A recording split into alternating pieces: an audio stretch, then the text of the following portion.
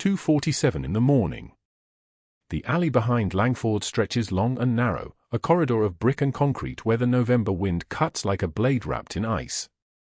Stars overhead, sharp as diamonds punched through black velvet, and everything, the dumpsters, the frost on the ground, the scattered cardboard boxes, wears a thin coat of winter's cruelty. Aria Wells pushes open the heavy steel door, her arms full of black garbage bags that smell like garlic and spilled wine and the accumulated waste of 1,000 meals she could never afford to eat. Her body aches in ways that have their own geography now. Lower back from standing 14 hours.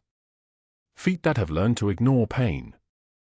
And her left eye, swollen shut from 3 hours ago when Tyler Brennan shoved her face first into the walk-in freezer door because she had the audacity to say she needed to leave at midnight to pick up her 7-year-old son from his neighbor.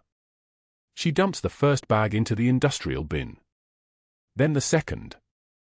The metal clangs with a sound like a prayer no one will answer. That's when she hears it.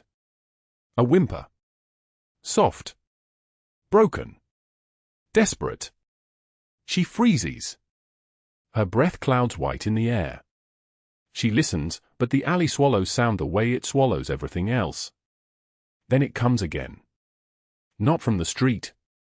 Not from above. From inside the dumpster. Aria's hands are already moving, muscle memory from 1,000 small rescues, 1,000 moments of pulling broken things from broken places. She climbs onto the edge and looks down into the darkness. At first she sees only the geometry of garbage. Plastic containers. Crumpled paper. The detritus of a restaurant that serves $80 plates of osso buco to people who don't think twice about the cost. Then she sees him. A boy, maybe 4 years old, curled between 2 black garbage bags like he had been placed there with careful hands. Thin shirt. No jacket. His skin has taken on the blue-white quality of something that has been cold for far too long. His hair is dark, the color of wet soil, plastered to his forehead with sweat or rain or blood. There is blood on his temple, dried to a rust-colored crust, and his lips are moving silently like he is reciting a prayer in a language that only the freezing knows. Oh God. Her voice fractures. Oh God, baby, I'm here. She reaches down, and the moment her fingers touch his skin, she understands that this is not a moment that will go away quietly.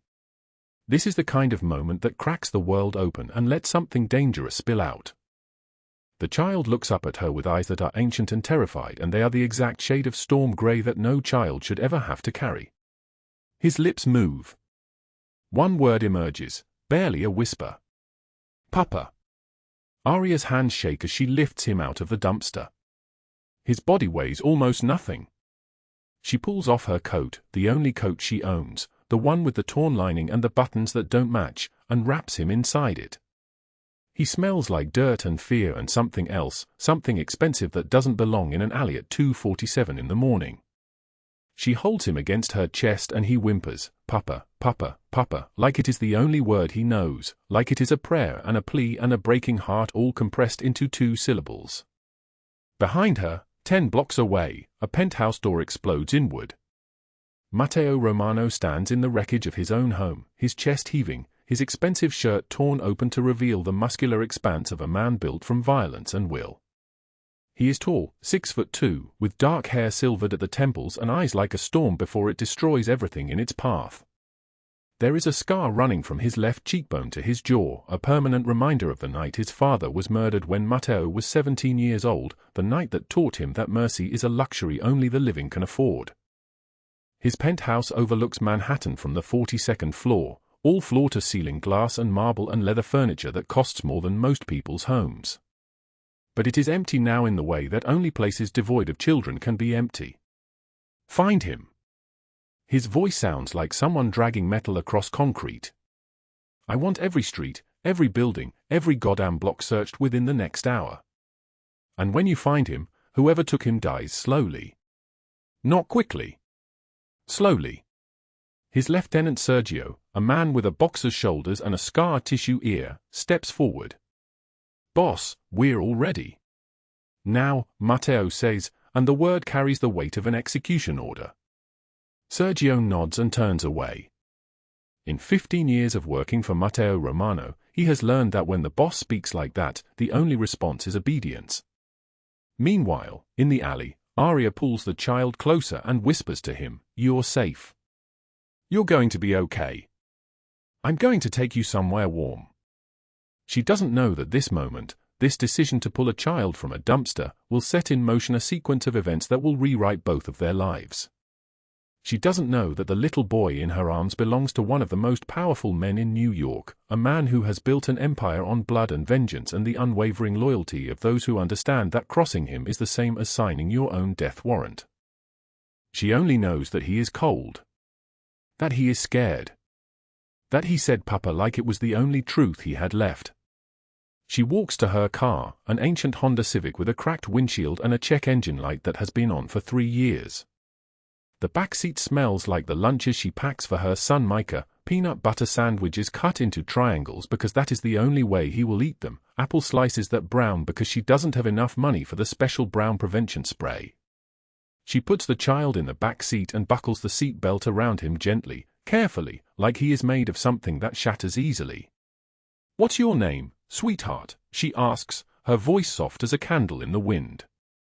The child stares at her with those terrible grey eyes. "Liam," he whispers. "Papa calls me Liam."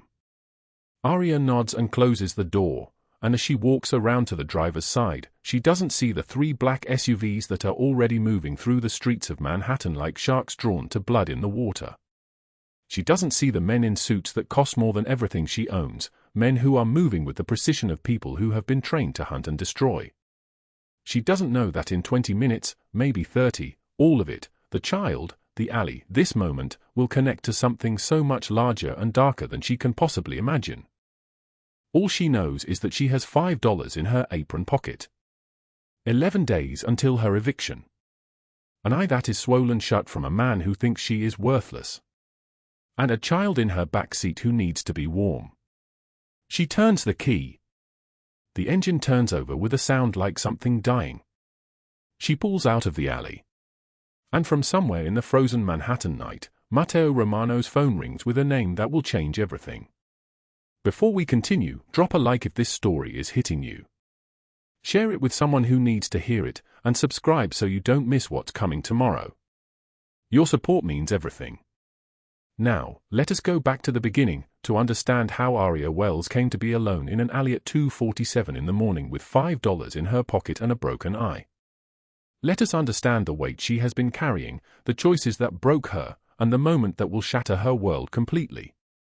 It starts with a number. $65,000. $65,000.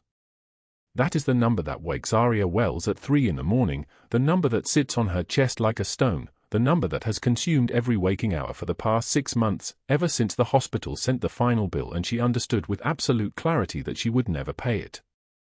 Never. Her husband Marcus had fought cancer for 14 months. 14 months of chemotherapy and radiation and surgery and hope that crumbled like ash in her hands.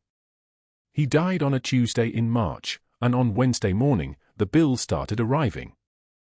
The eviction notice came on a Monday. Aria stands in the kitchen of Langford's restaurant on a winter afternoon when the light through the windows has turned that particular shade of grey that makes everything look like it is already dead. She is counting money from her apron pocket. $17. That is what 6 hours of serving Italian food to wealthy people has earned her, and she moves the bills slowly across the counter with one hand while her other hand grips the edge so tightly her knuckles have turned white. The notice sits on the counter beside the money. 12 days. The words are stamped in red ink so bright it looks like blood. 12 days to find a new place for herself and Micah, her 7-year-old son. All the locks will change and her things will be on the street. She does not know how to tell him. She does not know how to explain that the apartment where he has lived his entire life, where his father died in the bedroom down the hall, will no longer belong to them. Her eye throbs. It had swollen shut an hour ago, the skin around it already turning purple and black, and when she looks at her reflection in the darkened window of the kitchen, she barely recognizes herself. A woman with a swollen eye. A woman with $17. A woman with 12 days.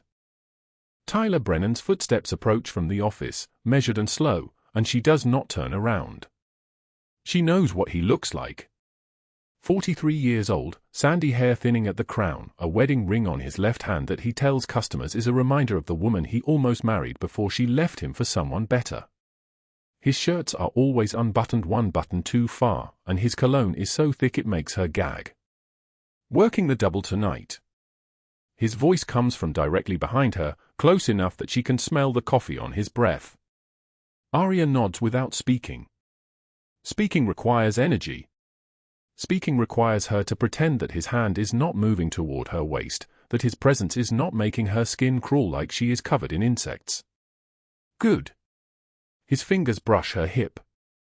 Sophie wants all hands on deck for the Valentine's private parties.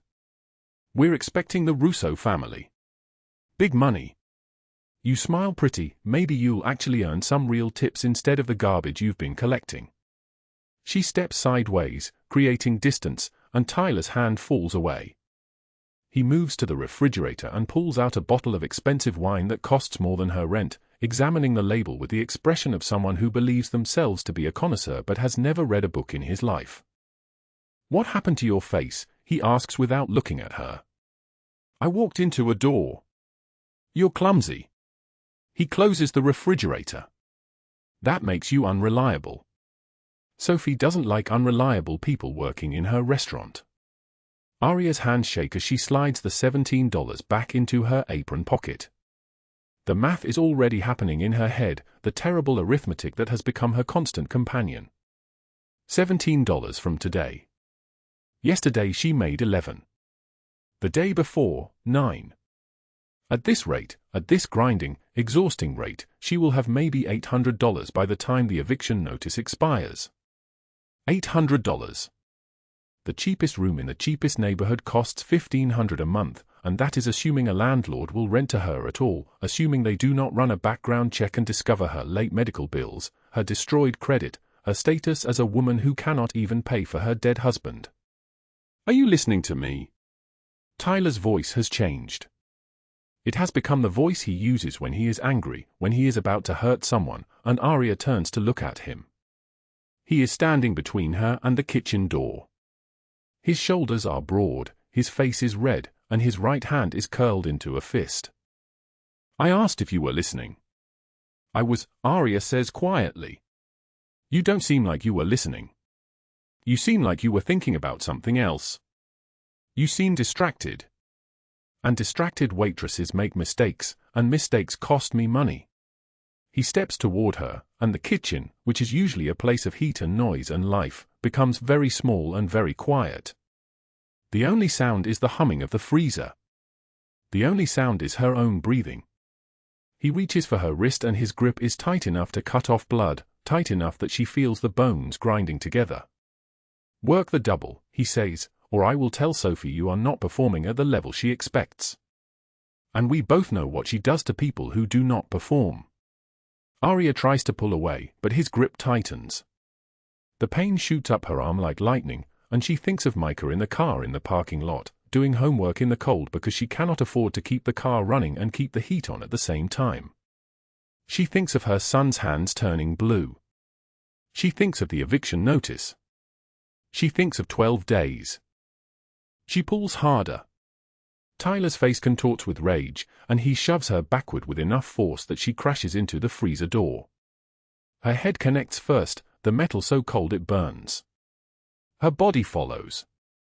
The heavy door swings open behind her momentum and she falls against the shelves, and the last thing she sees before the world narrows down to pain is Tyler's face twisted with something that is not quite anger anymore but something colder, something darker, something that looks like the absolute contempt a man feels for someone he has decided is less than human. The freezer door swings shut behind her. Cold. Absolute, overwhelming, burning cold that steals her breath and turns her lungs into ice. She is surrounded by hanging meat and frozen food and the terrible mechanical humming of the machinery that keeps everything dead. Her eye, already swollen, presses against the metal shelf and the pain is so intense that black spots dance at the edge of her vision. How long does she stay there? 1 minute. 2. 3. Time becomes strange and stretched, and then the door opens and Tyler is standing in the doorway looking down at her like she is garbage he has decided to examine before throwing it away. 12-hour double, he says. Tonight and tomorrow night. That is the only way you keep this job. Understand? Aria nods from the floor of the freezer, her body shaking so violently her teeth chatter. Good. He closes the door again, and she is alone in the cold. She stays there for 5 more minutes before she can make her legs work. When she finally stands, when she finally pushes the door open and stumbles back into the kitchen, she does not go to the bathroom mirror immediately. She goes to the sink and she runs her wrists under cold water until some of the burning fades. Her left eye is swelling rapidly. She can see it in the darkened reflection of the window. The bathroom mirror is small and fluorescent bright and pitiless. The woman looking back at her has finger marks on her wrist. The woman looking back has an eye that is half closed and turning colors she did not know existed in nature. There is a handprint on her throat. There are bruises forming on her ribs where she hit the freezer. She touches her face very gently and whimpers at the pain. This is not the first time. This is the 7th time in 4 months. She heard once, a long time ago, that if you boil a frog slowly enough in water, it will not notice that the water is getting hotter until it is too late to jump out. The frog dies in the slowly heating water and never quite understands what killed it. Aria understands that she is the frog. She understands that the water has been getting hotter for months, that the pushes and grabs and shoves have been escalating, that one day the water will be hot enough to kill her, and she still will not have the courage to jump. Because where would she jump to? She pulls her hair down to cover the bruises on her throat and returns to the dining room. Sophie Langford is standing near the host stand, and she sees Aria's eye immediately. Sophie is 56 years old and her face has been pulled so tight by surgery that it barely moves when she sees the bruise. She is wearing a dress that costs more than Aria's entire monthly budget, and she is looking at Aria with the expression a queen might wear if she found a particularly ugly insect on her shoe. What happened? Sophie's voice is not concerned. It is not anything that approaches sympathy. I walked into a door. Sophie's painted lips curve upward in something that is not quite a smile. How many times have you walked into doors since you started working here? Aria says nothing. If you cannot handle the job, there are 100 girls who would kill for your position. Girls who are not clumsy. Girls who are not distracted by personal problems. Girls who understand that working in Langford requires a certain standard of presentation. Sophie moves closer, and Aria can smell her perfume, something expensive and suffocating. Your eye looks terrible. Your makeup is a disaster. You look like someone the cat dragged in, and I have standards. I have a reputation. Fix yourself or go home. I do not care which. Sophie walks away, her heels clicking against the marble floor with a sound like a countdown. Aria stands very still in the middle of the dining room, and then she walks to the kitchen and continues her shift. The evening crawls forward like something wounded. She carries plates of pasta and risotto and expensive wine. She smiles at customers even though her face feels like it might crack. She pretends that the swelling is not getting worse, that her vision is not narrowing in her left eye, that she is not going to spend tonight and all of tomorrow night working a double shift because she has no other choice. At 2:30 in the morning, when the last customer has finally left and the kitchen has been cleaned and the trash has been sorted, Aria carries the bags to the alley behind the restaurant. The winter night is so cold her breath turns to frost before it leaves her mouth. The alley is dark. The only light comes from the kitchen window, and it is already fading as she pushes the door closed behind her. She sets the trash bags down and closes her eyes for just a moment. That is when she hears it. A sound so small she almost misses it.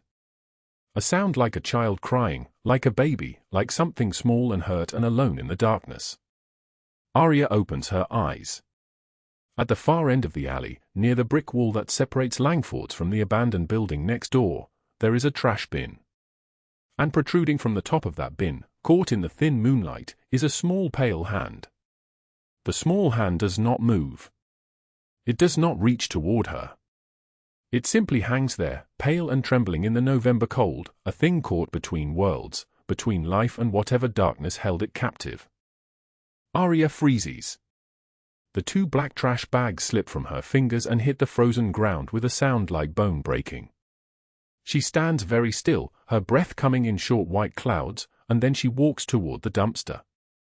Her body screams. Every muscle protests. Her ribs send lightning through her chest with each step. But she walks. The alley behind Langford's is a graveyard of brick and shadow. The dumpster is industrial, 8 feet tall, its metal surface slick with ice and grime. Aria reaches it, grabs its cold edge, and peers inside. There, wedged between garbage bags thick with kitchen waste and broken cardboard boxes, lies a boy. He is maybe 4 years old. His dark curly hair is matted with sweat and something darker. A gash runs across his left temple, angry and red. He wears only a thin cotton shirt and grey pants, neither meant for this weather, and he is shivering so violently his whole body convulses like something electric running through him. His lips are blue. His fingernails are blue. His skin has gone the color of old paper. But it is his eyes that stop her breathing. When they flutter open, they are dark brown, deeper than any child's eyes should be, and they carry a weight that belongs to someone who has lived 1,000 years. He looks at her and does not cry. He does not call out. He simply stares as if she is a dream and he is afraid to wake. Aria's throat closes. She drops to her knees on the frozen concrete, and the pain of impact is nothing compared to what cracks open in her chest. She reaches into the dumpster slowly, carefully, the way she reaches toward her son Micah when he has a nightmare and cannot bear a sudden touch. "Hey, sweetheart," she whispers, and her voice comes out like something wounded. "I've got you. You're safe now." The boy's lips move. His mouth opens. One word comes out, broken and desperate. "Papa." Aria's heart stops. She lifts him carefully, and he weighs almost nothing, like holding a bird made of bones and fear. His skin is ice. She wraps him in her server's coat, the thin black thing that never kept her warm either, and holds him against her chest. His arms wrap around her neck with the grip of someone drowning. "I know, baby," she whispers into his hair. "I know. I'm going to take you somewhere warm. You're going to be okay." As she carries him toward the restaurant's back door, her eye catches something. A small silver bracelet on his left wrist. It catches the moonlight. Engraved into the metal is a single letter, R. Her mind races. The bruises on his wrists, deep purple, the shape of hands, the marks of restraints. The blood. The terror locked in his eyes like a door that cannot be opened. She thinks of calling the police. She thinks of protocol, of procedure, of doing this the right way. But something stops her. Something in the way this child was hidden. Something in the precision of those bruises. Something that tells her if she calls the police, certain kinds of people will arrive, and this boy will disappear again. Not rescued. Disappeared. She makes her decision without fully understanding it. She will take him to the emergency room. She will say she found him. She will let the doctors help him and then she will walk away. It will be done. She carries him through the back door of Langford's into the empty kitchen. The industrial refrigerators hum their constant song. The air still holds the ghosts of garlic and olive oil, of basil and black pepper. The fluorescent lights buzz overhead like trapped wasps. She sets him gently on the stainless steel prep counter where Sophie once rejected a batch of risotto for being a shade too light. Aria runs warm, not hot, never hot, gentle, water and finds the clean towels from under the sink. She cleans the blood from his temple. The gash is not deep, but it is angry, and it must have hurt terribly. She cleans it carefully while the boy watches her with those ancient eyes. "Bad men," he whispers. "They took me." "I know," Aria says, though she does not know. She does not know where these bad men came from or who they are or what they wanted. "Where's your papa, sweetheart? Where does your papa live?" The boy does not answer. Tears stream silently down his small face, and he shakes his head, and Aria wraps him in more towels, gathers him close, and holds him the way she holds Micah when the world becomes too sharp. Her phone rings. Unknown number. Aria's hand shakes as she answers. A man's voice comes through, rough, fractured, a voice that has been shattered into sharp pieces. This is Matteo Romano. My son was taken 4 hours ago. If you've seen a boy, dark hair, 4 years old, answer me now. The name lands like a bullet. Matteo Romano. Everyone in New York knows that name. The name whispered in restaurants when men in expensive suits pass by. The name that appears in articles about organized crime, about unsolved murders, about empire built on blood and loyalty and vengeance. Aria's blood turns to ice water in her veins. I have him, she says, and her voice sounds far away, like it belongs to someone else. He's safe. He was in the alley behind Langford's restaurant. Behind the dumpster. Silence. The kind of silence that is not empty but full, pregnant with everything unsaid. Then, is he hurt? Aria looks at the gash, at the bruises on his small wrists, at the way he is still shaking, the way his lips will not stop trembling. There's a cut on his head, she says. He was very cold. He's wrapped in towels now. There are bruises on his wrists. Matteo's voice cracks on the next words. I'm 10 minutes away. Don't move. Don't call anyone. Please. The line goes dead. Aria stands in the fluorescent bright kitchen holding a small boy with a silver R bracelet and a papa who is 10 minutes away. She does not know what 10 minutes means in this context. She does not know if she should be terrified or relieved. She does not know that the choice she is making right now, answering that phone instead of calling the police, waiting instead of running, will crack open her entire life like an egg. She focuses on what she can control. She makes hot chocolate from the restaurant supplies, warm milk and cocoa powder and a small amount of sugar, things that small children need when they have been left for dead in garbage bins. The boy drinks it slowly, and his shaking begins, gradually, to subside. What's your name, sweetheart? Aria asks. Luca, he whispers. My name is Luca. Luca, she repeats, and the name is like a prayer. That's a beautiful name. I'm Aria. Can you stay with me, Luca? Can you stay here while we wait for your papa? He nods. He is still trembling, but he nods. Are you a mama? He asks suddenly. His voice is very small. His eyes search her face as if the answer matters more than breathing. Aria's throat tightens.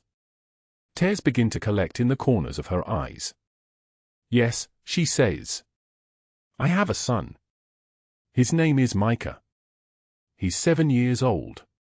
Does he ever get scared? Luca asks. Sometimes, Aria says. When he gets scared, I hold him. Just like I'm holding you. Luca is quiet for a long moment. Then, I want my papa. He's coming, sweetheart, Aria says. I promise. He's coming right now. Exactly 10 minutes later, the back door slams open so hard it hits the brick wall behind it with a sound like a gunshot. 2 men enter first, tall, broad-shouldered, identical in their black suits and the way their jackets sit slightly bulged at the hip. Their eyes scan the kitchen like heat-seeking missiles. Then the man between them steps through. He is tall, 6'3" at least, with shoulders that fill the doorway. His dark hair is perfectly styled despite the winter wind that has been tearing through the city. A scar cuts through his left eyebrow, white against his olive skin, a mark that speaks of violence survived. But it is his eyes that stop everything, deep brown, exactly like Luca's, and holding a rage so controlled it is almost invisible. He sees Luca. Everything in him stops. Matteo Romano crosses the kitchen in 3 strides, his expensive Italian shoes silent on the tile. He drops to his knees in front of his son, and his hands come up to cup Luca's small face as if the boy might shatter. Luca, he whispers. His voice cracks like ice in spring. My boy. My boy. Luca throws his small arms around his father's neck and sobs, deep, wrenching sobs that come from somewhere primal, somewhere that knows it has been saved from the dark. Matteo holds him, and his eyes squeeze shut, and his whole body trembles like he is being electrocuted from the inside. The two men, Sergio and Nino, stand frozen in the doorway. Sergio mutters something under his breath, so quiet it is almost inaudible.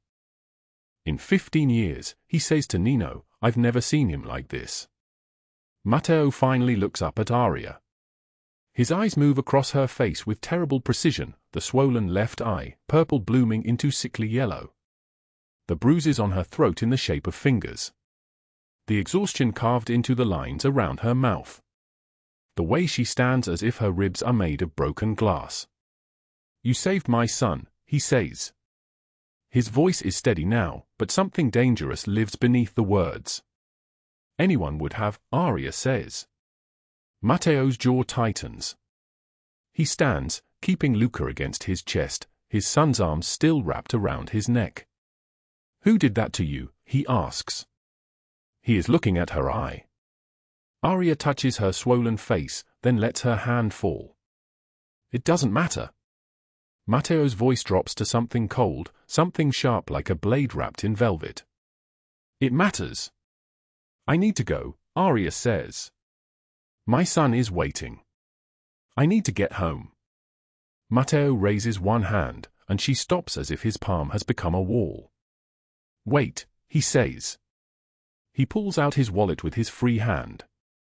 Bills, each one worth more than what Aria earned today, begin to appear in his fingers. $100 bills. Multiple of them.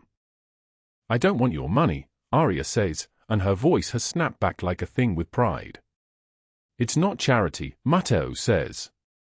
You saved my son's life. Let me help you. Aria's eyes sting with tears that have no right to come, not here, not now, not in front of this man and his expensive suit and his power that fills the kitchen like a second gravity. You can't help me, she says. I owe $65,000. My husband died 6 months ago. I have 12 days before we're evicted. I work double shifts and it is still not enough. It will never be enough. The words pour out of her like water from a broken dam. She cannot stop them. She has not said this to anyone, and saying it now, to this stranger with a dead son who is suddenly alive, feels like confessing sins she never committed. Matteo listens. His expression does not change, but something shifts in his eyes. Tell me who hurt you, he says. Tell me their names. Why would you help me? Aria whispers. I'm nobody. Matteo's eyes hold hers. They do not look away. They do not blink. You're not nobody, he says. Not to me. Not anymore. The storage room at Langford smells like copper pennies and industrial cleaner. Metal shelves line the walls, heavy with bottles of wine worth more than Aria's monthly rent. She is reaching for a case of Chianti when the door swings shut behind her with a click that sounds like a lock turning. Tyler Brennan stands between her and the exit. He is 43 years old, with the soft belly of a man who steals from his employees and calls it management. His hair is slicked back with something that smells chemical and wrong. His eyes are the color of wet concrete. You've been avoiding me, Tyler says. His voice carries the tone of a man accustomed to being obeyed. Aria does not answer. She sets the wine case down on the shelf with deliberate care. Her hands do not shake. Not yet. I said you've been avoiding me, Tyler repeats. He steps closer. The fluorescent lights hum overhead like insects trapped in glass. I've been working my shifts, Aria says. Her voice is flat, carefully empty of fear. This is something she has learned, fear shows, and showing fear is like bleeding in front of a predator. You've been working my shifts, Tyler corrects. He reaches out and grabs her arm, his fingers closing around her bicep with enough force to cut off blood. I kept you employed when nobody else would touch you. A widow with a kid. A liability. I kept you employed. Aria tries to pull her arm free. His grip tightens. The pain blooms like a flower opening, sharp and spreading. "Let go," she says. "You owe me," Tyler says. His breath smells like whiskey and the ghost of lunch. "Maybe it's time you showed some gratitude." He shoves her backward. Her spine hits the metal shelves. Wine bottles rattle. One falls and shatters on the concrete floor, red liquid spreading like a crime scene. The sound is tremendous in the small room. Enormous. The door opens. Sophie Langford stands in the doorway wearing a black dress that costs more than Aria's car. She is 56 years old but looks 45 because money can buy that illusion. Her hair is platinum blonde, arranged in waves that require professional maintenance twice a week. Her nails are sharp as knives, painted the color of dried blood. She watches. Tyler's hand is still on Aria's arm. The broken wine bottle gleams at their feet. Sophie's expression does not change. She simply observes, the way a woman might observe an ant drowning in water. "Handle your personal drama on your own time, Tyler," Sophie says, and her voice carries no judgment, no anger, no emotion whatsoever. It is the voice of someone speaking about weather, about the arrangement of chairs, about things that do not matter at all. She turns and walks away. Her heels click against the linoleum. Tyler releases Aria's arm as if it has suddenly become hot. He leaves without another word, closing the door softly behind him. The sound of his footsteps fades. The storage room becomes very quiet. Very still. Aria slides down the shelves until she is sitting on the concrete floor. She wraps her arms around her knees. She does not cry. Her tears have developed a sense of economy. They only come when truly necessary. The broken wine spreads across the floor, darker than blood, darker than anything living. Hours later, at 3 in the morning, Aria sits in her car in the Langford's parking lot. The November wind tears through the empty streets like a blade wrapped in ice. Her breath fogs the windshield, and she wipes it away with the back of her hand, clearing circles through which she can see nothing but darkness. She has $5 left in her wallet. $5. Micah needs new shoes. His feet have grown. She can see his toes curling in his old sneakers when he sits at the kitchen table eating the oatmeal she makes from the bulk bin at the grocery store. His toes pressing against the fabric like small animals trying to escape. The eviction notice sits on her passenger seat, the red ink stark against white paper. 2 days. 2 days until the landlord changes the locks. 2 days until she and Micah are living in this car, and then what? And then what happens to a 7-year-old boy whose mother runs out of options? Her hands shake on the steering wheel. She has never been a woman prone to despair. Despair is a luxury. Despair is what happens to people with choices. But sitting in this car with $5 and 2 days and a child waiting at home, she feels despair settling into her chest like fog that will never lift. The winter air is so cold it feels like a punishment. Like the world itself has decided that hope is something she is not allowed to have. She opens the glove compartment. The pills are there. Left over from James. She had meant to throw them away 100 times. They sit in their white plastic bottle with her husband's name printed on the label. James Wells. Take 1 tablet every 8 hours for pain. He is 14 months dead. For one terrible moment, one moment that stretches across time like a bridge made of nothing, she thinks about opening the bottle. She thinks about swallowing them all at once, about sitting here until her breathing becomes shallow, until the cold finally becomes warm, until the noise in her head finally goes quiet. She reaches for the bottle. Her phone vibrates against her thigh. She pulls it out. The screen glows in the darkness. A text message from Micah. He is supposed to be asleep at Diane's house, her neighbor who watches him on nights like this, nights when she works a double shift and comes home hollowed out and broken. His message reads, "Love you, Mama. Can't wait to see you tomorrow." 5 words. That is all it takes to change everything. Aria puts the pills away. She closes the glove compartment. She presses her palms against her eyes and allows herself to cry for exactly 2 minutes. Then she wipes her tears, starts the car, and drives home to get 3 hours of sleep before she has to go back to work. She does not know that across the city, in a penthouse office with views of Manhattan spread out like a kingdom of light and shadow, Matteo Romano is watching the same clock she watches. Matteo sits behind a desk made of mahogany and gold inlay. His two closest men, Sergio and Nino, stand on either side of him. A laptop displays a live feed from a camera outside Aria's apartment building. They have been watching her for 2 weeks, documenting everything. Every time Tyler's hand has come too close to her. Every time Sophie's voice has dripped venom. Every wage theft. Every threat. Every bruise blooming under long sleeves. Matteo has seen enough. He closes the laptop slowly. His expression does not change, but something ancient and terrible stirs behind his eyes. The kind of terrible that has been waiting a long time for permission to wake up. Coordinate with the FBI, Matteo says.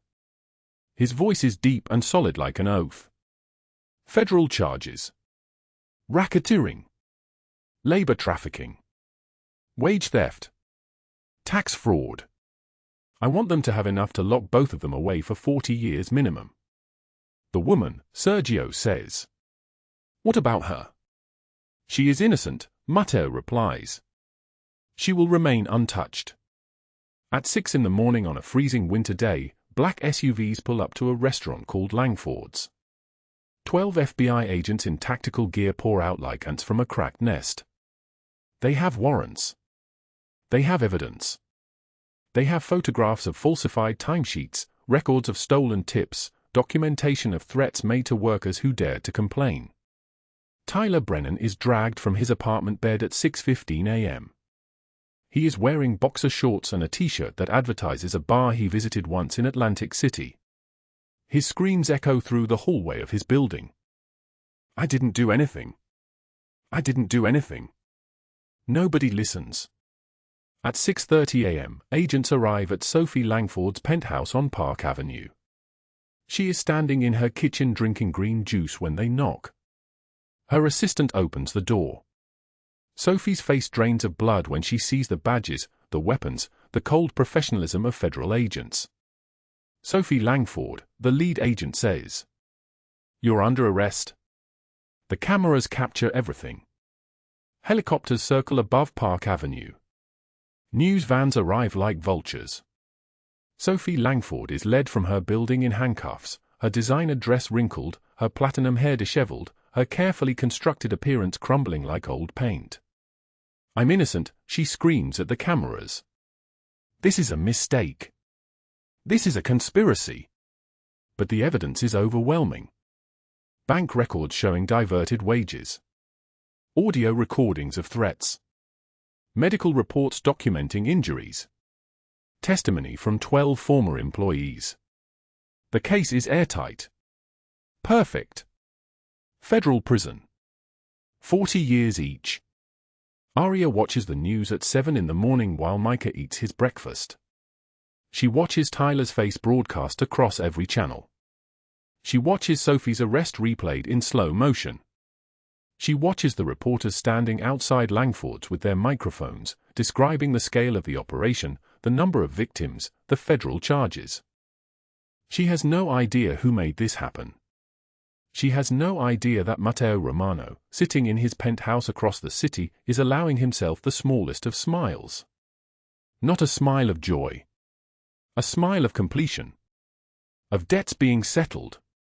Of justice delivered not through death, which would be too quick, too easy, too merciful, but through systematic destruction.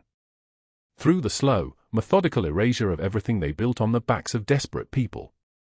That afternoon, Aria finds an envelope taped to her apartment door. Inside is a letter from a law firm. Official. Formal. Typed in the kind of language that makes her heart stop and restart in a different rhythm. The letter states that her debt, $65,000, has been paid in full by an anonymous benefactor. All hospital bills. All medical debt. All of it, erased. Her eviction notice has been withdrawn. She is free. Aria stands in her hallway holding the paper, reading the words again and again as if they might change if she looks away. But they do not change. They remain the same. $65,000. Paid. Gone. She sinks to the floor and allows herself something she has not allowed herself in 6 months. She allows herself to hope. 3 months later, and Aria Wells still wakes before dawn. The new apartment is small, 2 bedrooms, water-stained ceiling in the corner, radiator that clanks like a prisoner in chains, but it is hers. No eviction notice taped to the door. No red ink threatening 12 days. No Tyler Brennan waiting to dock her pay for the sin of breathing. She lies in bed listening to Micah sleep in the next room, his breathing steady and deep and completely unburdened. Her 7-year-old son, who no longer flinches when doors close. Who no longer asks if they're going to be homeless. Who goes to school now and comes home talking about science fairs and his favorite teacher's name instead of counting how much money is in mommy's purse. The radiator settles into silence. Aria rises in the dark, pulls on her work clothes, clean ones, without the stain of old coffee or someone spilled wine, and moves through the apartment like a ghost, quiet, faithful, invisible. The community center where she works as a program director starts early. Children's enrichment classes. After-school tutoring. A place built on hope instead of hustle. She passes Micah's room and stops in the doorway. His bedside lamp casts soft yellow across his face. On his nightstand sits a drawing he made at school, stick figures holding hands, labeled Mommy and Micah and the kind man. She has never asked who the kind man is. Some part of her already knows. The question has lived inside her for 3 months, growing teeth. Why? Why did Matteo Romano pay her debt? Why did the FBI raid Langford's at dawn with federal agents and search warrants and handcuffs? Why did Tyler scream, "This is a conspiracy," while being loaded into an unmarked vehicle? Why did Sophie Langford's face crack like porcelain as reporters shouted questions about labor trafficking and racketeering and medical fraud? She has no proof. Only suspicion. Only the impossible timeline, that Matteo appeared on a frozen highway exactly when she needed saving, that Tyler and Sophie were arrested exactly when her debt became unbearable, that her eviction was withdrawn by an anonymous benefactor on the same morning Matteo's men were seen leaving an FBI field office in downtown Manhattan. Coincidence is a luxury belief. People with money believe in coincidence. People with nothing know better. Her phone buzzes at 6 in the evening.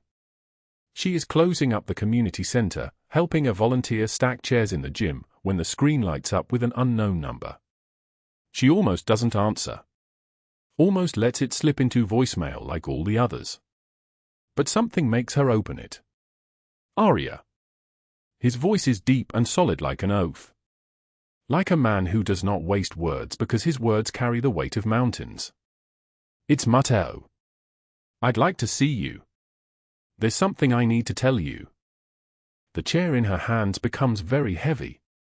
I don't know if that's a good idea, she says, but her heart is already saying yes. 1 hour. There's a restaurant. Small place in the financial district.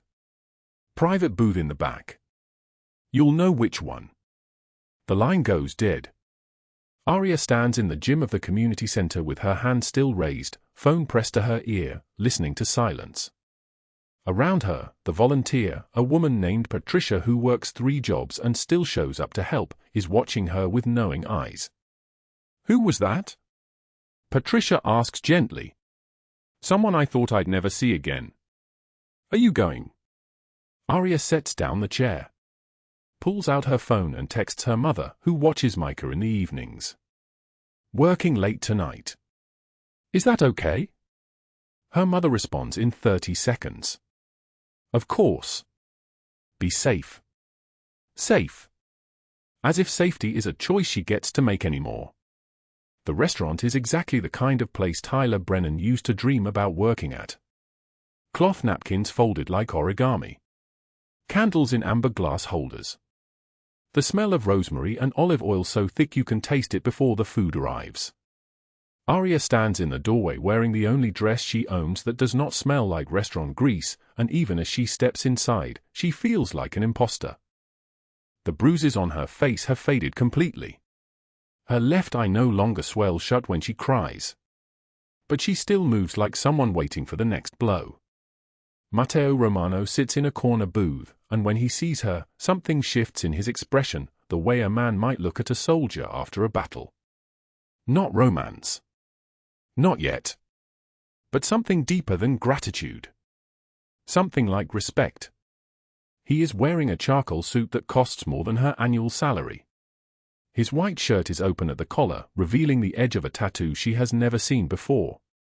A scar runs from his left eye to his cheekbone, silvered with age, and in the candlelight it looks like a blade someone dragged across his face, and he refused to let it kill him. "You came," he says as she sits across from him. "I almost didn't." "But you did." The waiter brings water and bread and vanishes before she can speak. Aria breaks the bread between her fingers, watching it crumble, unable to look at him directly. "Why did you do it?" she asks. "All of it. Why did you have me followed? Why did you pay my debt? Why did you—" She stops. Breathes. "Why did you destroy them?" Matteo is quiet for a long moment. His fingers trace the rim of his water glass, and she watches this man, this dangerous, powerful man who built an empire on blood and vengeance, move with the care of someone handling something sacred. "Because you saved my son when you had nothing," he says finally. His voice is quiet, which somehow makes it more terrifying than if he had shouted. "Because you showed kindness when the world showed you cruelty. Because I saw in you the strength my own father never had." She looks up at him then. "My father was a good man," Matteo continues. "A merchant. He gave money to the poor. He went to church. He believed that goodness would be rewarded. When I was 16, rival gangsters came to his store.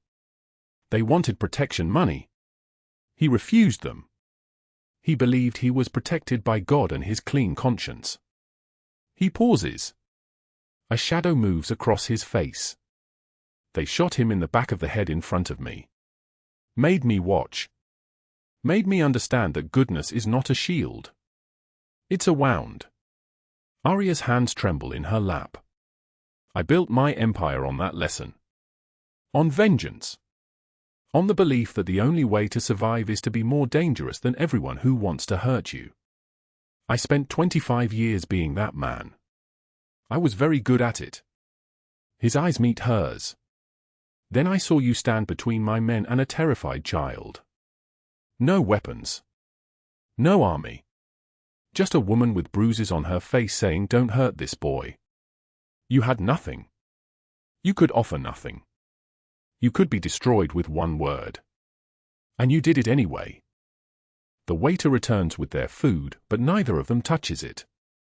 "I didn't ask you to save me," Aria says, and her voice is trembling like a candle in the wind. "I didn't ask you to pay my debt or—" "I know," Matteo says. "That's why I did it. If you had asked, it would be charity. It would be a debt you owe me. But you asked for nothing. So it's a gift. Freely given. And that means something different." She studies his face in the candlelight, looking for deception, finding none. Only the weathered lines of a man who has seen too much, survived too much, carried too much. The scar catches the light, and she reaches across the table without thinking. Her fingers brush the ridge of it, and she feels him go very still. "What happened?" she whispers. "War," he says simply. "The kind where nobody wins. Everybody just bleeds." She pulls her hand back, but he catches it gently and holds it on the table between them. "You asked what I want from you," he says. "The answer is nothing you're not ready to give. I wanted you to know the truth. That you're not alone anymore. That what happened to you was not justice, but it was something. A small correction in a very broken world." They talk for hours. Aria tells him about her husband, how she loved him, how he died before she was ready, how she still feels guilty for being alive when he is not. Matteo listens without judgment, only listening, the way a priest listens to confession. He tells her about Luca, his son, who is safe now, and asks about the kind lady every day. He tells her about the empire he is rebuilding, but differently now. Legitimate businesses. Restaurants and hotels and real estate. The blood is drying up. The vengeance is settling into something quieter. People don't change, Aria says at one point, and there is a question in her voice. No, Matteo agrees. But they can choose differently. Every day, they can choose differently. By the time they leave the restaurant, the city is frozen under a clear winter night. Stars pierce the darkness like diamonds, sharp and ancient and indifferent. Matteo walks her to her car, and the frost cracks beneath their feet. If you ever need anything, he says as she reaches her door, you know how to find me. She turns back to face him, and in this moment, standing in the cold with the stars bearing witness, she understands something that has been growing inside her for 3 months. I do, she says. But this time, my voice is different. This time, it's not just gratitude. He smiles, and it is genuine. Rare. Like watching ice melt. I know, he says. 6 months later, they sit in the same candlelit booth at the Italian restaurant. It is their table now. The staff knows them. They know not to bring menus, to pour their wine without asking, to vanish when they need silence. Matteo has just returned from a business trip, legitimate business, he told her with a wry smile. The empire is shifting. Blood to something cleaner. Aria tells him about Micah's science fair project, about the scholarship program she started for single mothers trying to rebuild their lives. She tells him that she no longer counts money obsessively. That she can see a bill and not feel panic rising in her throat like drowning. I'm proud of you, Matteo says, and he means it completely. They talk for hours, the way they always do. As the restaurant empties and the candles burn low, Matteo reaches across the table and takes her hand. His grip is gentle, but beneath it you can feel the power, the man who could destroy cities with a word, choosing gentleness. I need to tell you something, he says. These months with you, they've changed me. You changed me. I built my life on vengeance, but you showed me something else. Something better. Aria's throat tightens. You saved my life. No. He shakes his head. You saved mine. You just didn't know it. She looks at this man, this dangerous, powerful, broken man who learned gentleness from her. Who protected her when she couldn't protect herself. Who never asked for anything in return except the permission to change. I'm not your victim, Matteo, she says quietly. I'm not your debt. If we do this, we do it as equals. His eyes shine. I wouldn't have it any other way. They leave the restaurant together, walking side by side into the clear winter night. Frost glitters on everything. Stars pierce the darkness like diamonds overhead. Two people who survived their own wars, choosing each other freely in the space between one heartbeat and the next. Darkness cannot drive out darkness. Only love can do that. If this story touched you, it's because you understand that sometimes the most broken people can save each other. If you felt that connection, drop a like right now. Share this with someone who needs hope. Subscribe because tomorrow we have another story about the power of unexpected connections. The algorithm doesn't want you to see stories like this. Prove it wrong. Thank you for being here until the very end. We wish all of you watching this video good health, a joyful life, and days filled with peace and happiness. After the rain, the sky always clears. Goodbye, and we will see you again in the next video.